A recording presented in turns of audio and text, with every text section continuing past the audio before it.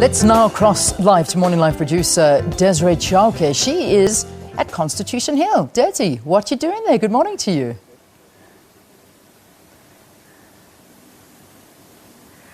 Hello and welcome to this special broadcast on this day where we commemorating the country's first post-apartheid election in 1994 here from the former women's prison. There's a sense of history and presence here, as you can see on the plaque behind us, talking about women in the first National Assembly of the Republic of South Africa. Do you remember those Haiti days?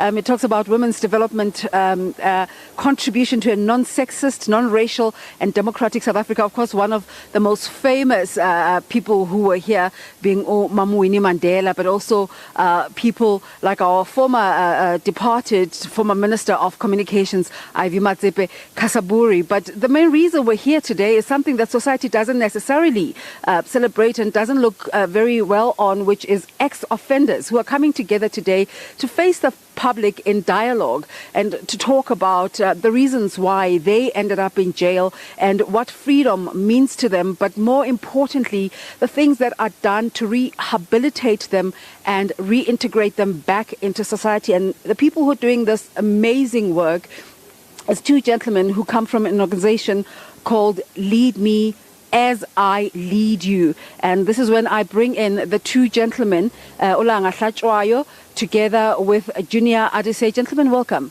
Thank you for having us here. Thank you. Langa, what is an ex-offender before we talk about the efforts of reintegrating them back into society?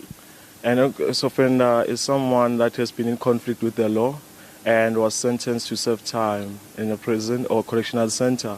But not all of them we would identify as criminals. But that's an ex-offender, someone that has a criminal record hanging on them and was released on the grounds of parole as well. How did the work of Lead Me As I Lead You come about? And the work of Lead Me As I Lead You came about because we saw the vacuum. Because there's this stigma around ex-offenders. Nobody wants to work with them. Nobody wants to help them, get back into their society. And they face challenges when it comes to reintegration back into their society. So we thought about it that we can be there for these guys because they are so very, very valuable to us. We saw them as a vital part, of our social progress. So we thought it's necessary to provide platforms for these guys so that we can ease their reintegration back into their societies and also ensure their successful development once they are out of these facilities, correctional facilities. Yeah. So how would you say Freedom Day becomes relevant to this part of society?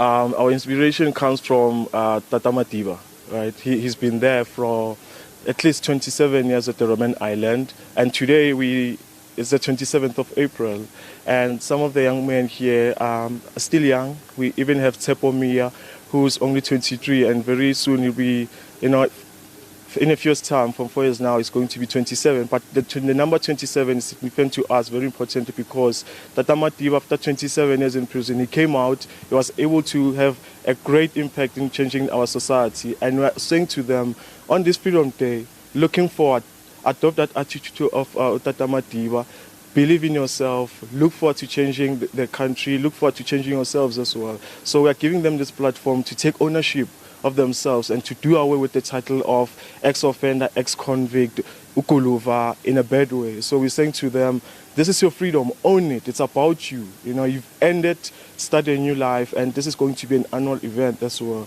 So this is very important to us and the whole society of Mzansi.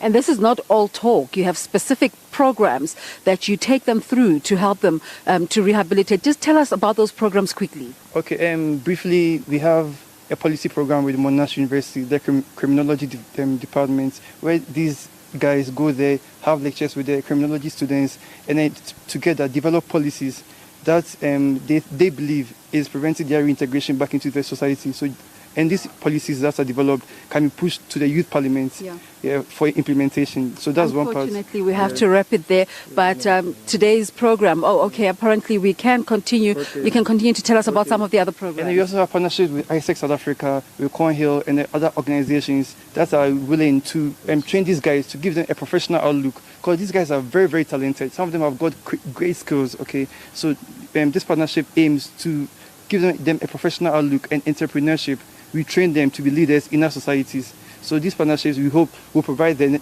necessary platform that will ease their reintegration. There's a lot to talk about, and the public is welcome here at the Women's Prison at Constitution Hill, and the entire dialogue is being put together by Constitution Hill, the Women's Program in the Gauteng Legislature, as well as Lead Me As I Lead You. We'll come back later on and talk to some of the ex-offenders and listen to their stories. But for now, let's take an ad break.